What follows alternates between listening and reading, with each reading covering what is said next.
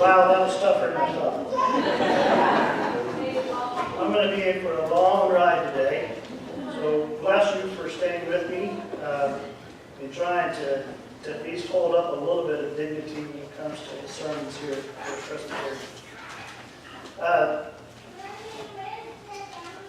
Kendall normally provides me a little bit of help, and he did this time, but not a whole lot. In fact, what he did send me was, he said that I would suggest that we call today's effort a homily and not a sermon. And as soon as he said homily, I thought, solely, man, I really love homily. But that's not what he meant. It was homily with an L. And what he was trying to say is that maybe today is more about religious discourse that is intended for edification rather than doctrinal instruction. At least that's the definition I found for homily. So I think he's probably right, because I'm not at all equipped to provide doctrinal instruction. As I got to think about this a few weeks ago, and literally I did have a few weeks to prepare, so I waited until last night to pull it together. I was thinking about a few things that I should set out for goals for today. And so, in trying to keep the true Kindle fashion, I wanted today's conversation to include several elements: the sandals, which I'm wearing, sports, a mention of sports, which Kindle normally does. Somewhere in there, we're going to work in food, which I've already done at least once. I'll see if I can do that a couple more times. Family, which is always important, and today's being Father's Day. I think it's vitally important that I acknowledge that. Childhood stories. Kendall normally tells us about things that happened in Louisiana as he was growing up, and I always enjoy those. He also challenges us with some Bible trivia every once in a while, so I'll throw that in there. And then I think the last thing I wanted to make sure that was in this conversation was a reminder of God's love and grace. Sometimes I forget about that. So be listening. If I miss any one of those, please tell me at the end. And that way I know you're listening today. As you can tell, I'm a little bit nervous. I've never presented to somebody in a church something that I concocted myself. I've done large groups around business and that kind of thing, but never for folks that, folks as yourself. So bear with me as I work my way through this.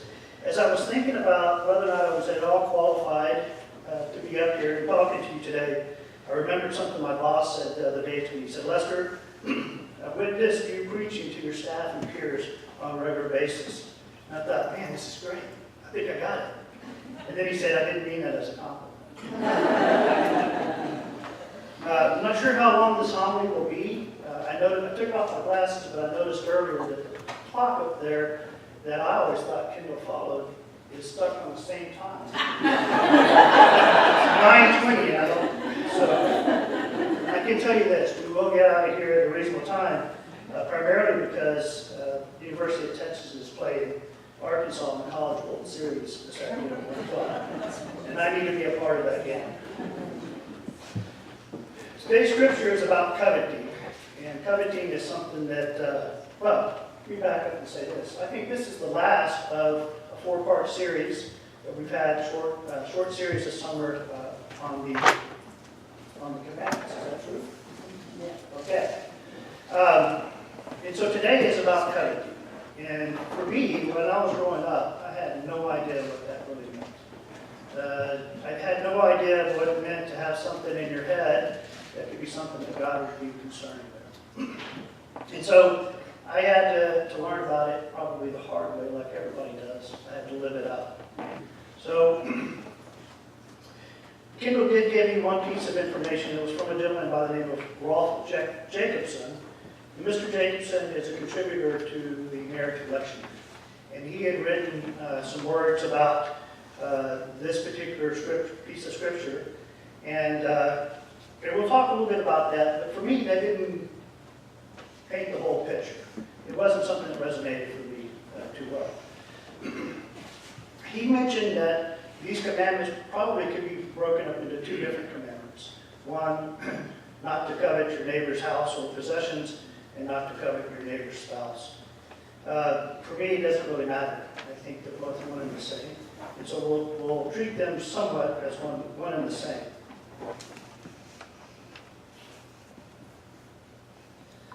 When he talked about these two, in his mind, these two commandments, he referenced two Old Testament stories. And here's where Bible trivia comes in for you. The first one involved King David, and it involved coveting a spouse. Anybody know that story? Yes. Bathsheba, right. So for extra points, who was Bathsheba's husband? Uriah, exactly. So can you, the story basically goes like this, if you guys don't remember it. He was hanging out on the rooftop, King David was. His eyes fell upon Uriah's wife, Bathsheba, and boom, he wanted her. So he took her. And as king, he was already married and had plenty of access to women in the palace, but he wanted Bathsheba. And then she turned up pregnant. He arranged for Uriah and the entire military company he was leading to be abandoned in the midst of a battle. And they were all killed. And it started with his coveting of a wife. The second one also involves a king, and it was King Ahab. Do you remember this story? King Ahab and Jezebel.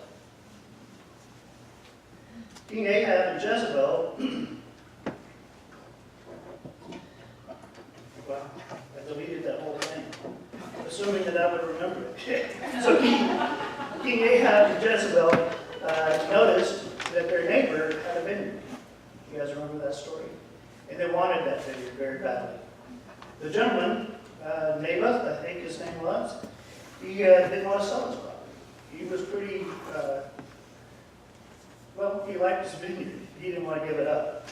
So they arranged for some folks to come in and lie and trap Naboth into a criminal situation, and he later paid the ultimate price for it. Ahab and Jezebel got their property and got that vineyard, and life went on.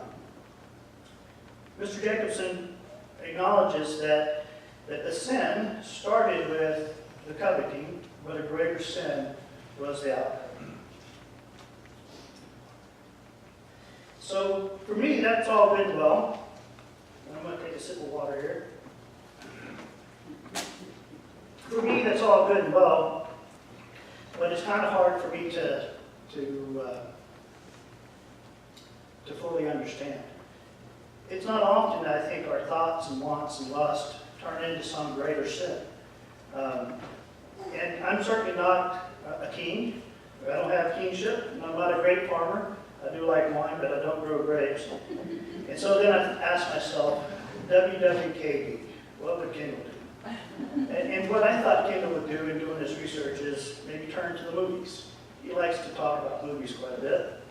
And for me, it also helps me put the human condition in the context of our experiences today. Two movies came to mind. They're certainly not in the Bible, and they're not Bible stories. The first one was a movie called Raising Arizona from 1987. It starred Holly Hunter and Nicolas Cage. And the basics of the story is that Nicolas Cage is a thief, a robber. He ends up marrying a police officer, Edwina, played by Holly Hunter. And when they got married, they realized that they were infertile. And they wanted a child very, very badly. In order to appease his wife, High, which is Nicolas Cage, went and stole one baby out of a quintuplet, and later they started running from the police. If you haven't seen the movie, it's quite funny. But for them, it was a focus on possession. They wanted to possess a child. And I think everybody who has ever been a part of a family where someone has been infertile, they understand the tug it can pull at your heart when you want a child in your life. The second movie that came to mind was a movie by, it's an Italian movie called Life is Beautiful. It's from 1997. And it's one of my favorites. It's about a Jewish Italian waiter, Guido, who meets Dora, a pretty school teacher. And he wins her over with his charm and humor. Now take it, this is around 1938, 1940, give or take. And so you can picture what is happening in the Jewish community, even in Italy, around this period of time. They married, they have a son, and their happiness is abruptly halted. Guido and their son are separated from Dora and taken to a concentration camp. Guido did something quite remarkable. Instead of looking over and wanting something else, or somebody else's belongings, or complaining to God, he focused his attention on his son. He focused his love on his son. And he convinced his son that this was merely a game. If you've never seen the movie, I won't spoil the ending for you, but it's an incredible, incredible movie. What Guido did was he trusted God. He trusted God to bring him out of the situation. And so, for me, he was living that second piece of the coveting commandment when he simply turned his eyes towards God instead of focusing on something else. So again, all of this sounds great. I'm not Italian. I'm not Jewish. I wasn't a bank robber. So it didn't quite fit with me that well. But I can understand where these people were going. I think anytime you're preparing for something like this, you probably ought to turn towards other sources of information. And so I did. I listen to a podcast periodically that's called Two Guys on Your Brain. And it's from the University of Texas. It's two psychologists that are talking about a variety of different things that people are challenged with. One of the podcasts talked about that the idea that money doesn't make you happy, kind of hard to get behind. You see it all the time on newspapers and television, how money and people are happier when they win the lottery. But that's not always the case. You know plenty of people who desire those things and never end up happier than before.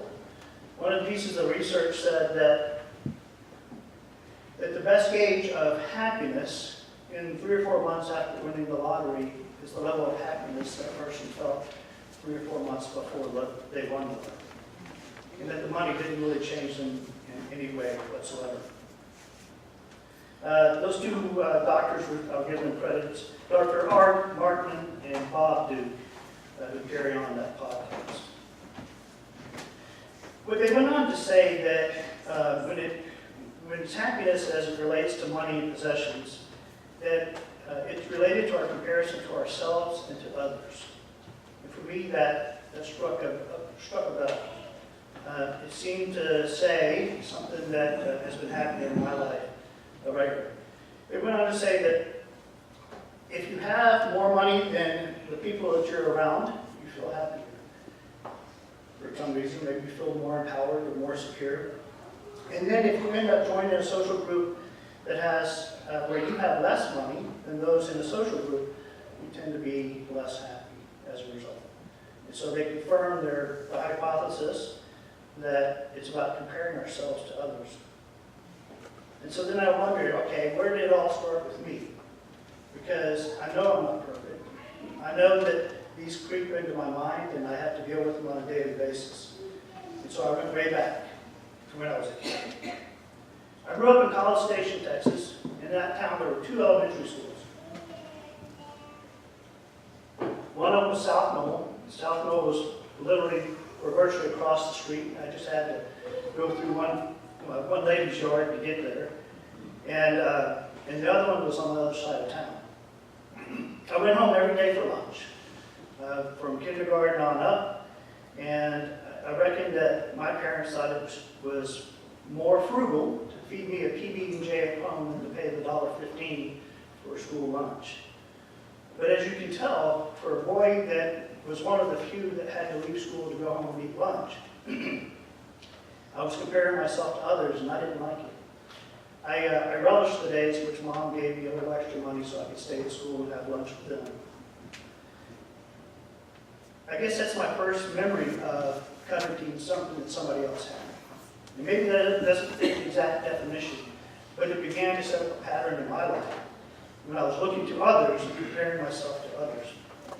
It was probably 2nd or 3rd grade when I found out that the world was bigger than the 3 or 4 block area that I had been experiencing on my bike. I realized there was a second elementary school, College Hills. And right off the bat, I began to imagine how much better the children had at College Hills than what I had at South Knoll. I kind of thought probably their principal was not nearly as mean as Mr. Holland. And my guess is that the Salisbury steak was juicier and thicker than what we had at South Knoll. It was 5th grade when the alum from both of those elementary schools got together. And 5th grade is a pretty incredible time in a young person's life. Things were beginning to change very quickly.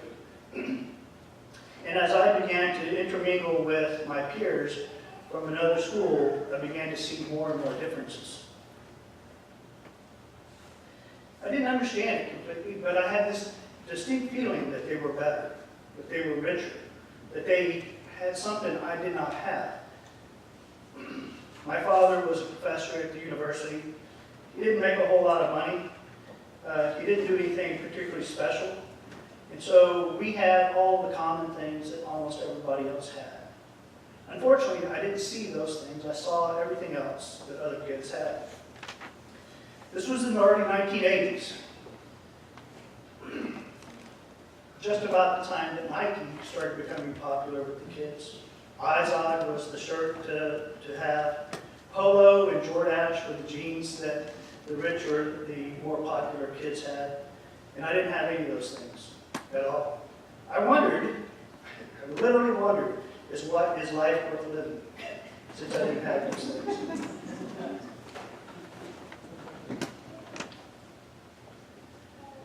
There was one other thing that really set us apart, or set me apart from them. And I don't know why this resonated with me.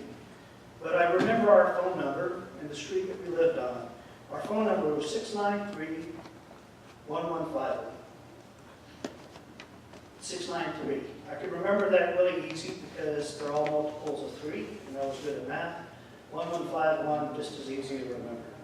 And we lived on 1600 Laura Lane. I remember that because the White House, I believe, is on 1600 Pennsylvania Avenue. And so it was pretty easy. Or it was Laura Heights also, so that was easy to remember. 693.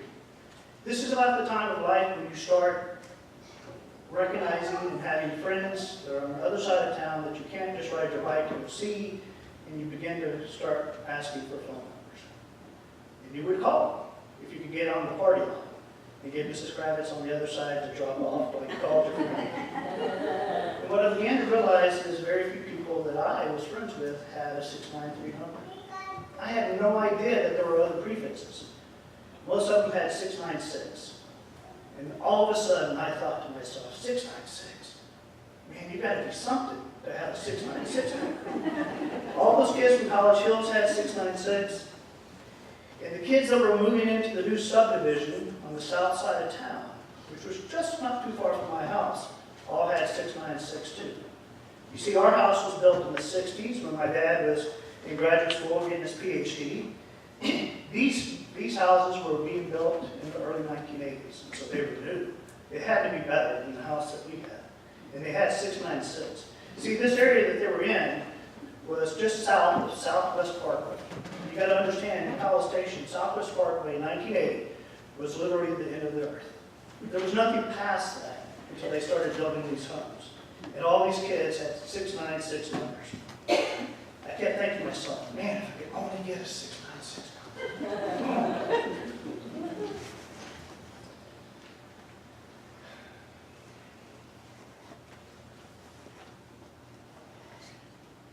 You probably remember times in which you thought that you needed something and that your life would be better or different if you had it. You probably remember that transformed from small things to bigger things. Maybe it ended up being a car as you got older. Maybe it was a girlfriend or a boyfriend. Maybe it was the ability to go to a school that you thought was better. Maybe it was a home. Maybe you had problems with your spouse and you decided that for a fleeting moment you would consider having someone else in your life. Those things set up a pattern in a person. I will tell you, none of those things for me led to murder. None of those things for me led to stealing property. None of those things led to me finding a different spouse. I have to say, being Father's Day, that the reason I am a father is because I'm married to one of the most wonderful. I'm married to Stephanie. The covenant didn't stop in high school. It went on into college and into my early life. And I found myself in 40 years old after a few decades of covenanting, and I began to realize maybe I didn't need all that stuff. And I began to wonder what did it do to me. At 48, now I believe I have more than I need. I should get back.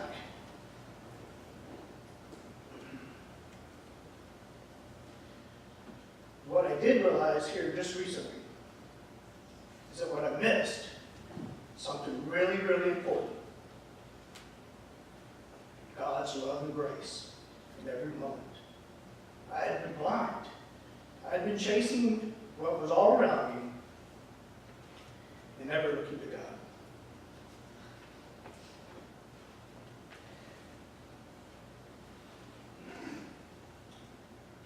Yes, those two commandments could lead to a greater sin. But I think just as destructive is it separating you from God. For me, God has been saying all my life, turn your eyes upon me. I am all you need. I am more than sufficient.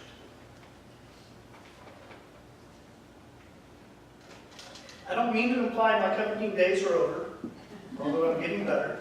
With God's grace and help.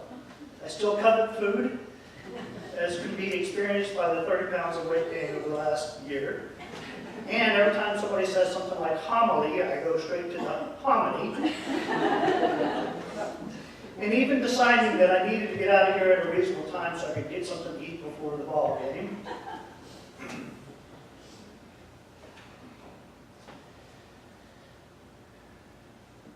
There was one other thing that came from my study for today's homily, and that somewhere there's an underlying theme in those 10 commandments for me, and maybe this is true for you.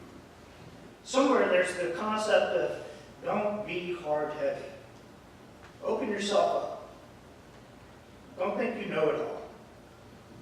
And had I been willing to do that, maybe I would not have lived those lives or those days of pain wishing on somebody else when I was good enough as I was. For the last 4 weeks, we've been talking about the 10 Commandments. And we've always accompanied that by the exact same scripture. I wasn't here last week, so I'm assuming that that's the case. But the scripture from Matthew that Philip read. And I think that's a good place to end. Because what Matthew is saying is that you can take all that together. But if you will just do these two things, the rest of it will take care of itself. You shall love the Lord your God with all your heart, and with all your soul, and with all your mind. This is the greatest and first commandment, and the second is like it. You shall love your neighbor as yourself. And on these two commandments hang all the law and the prophets.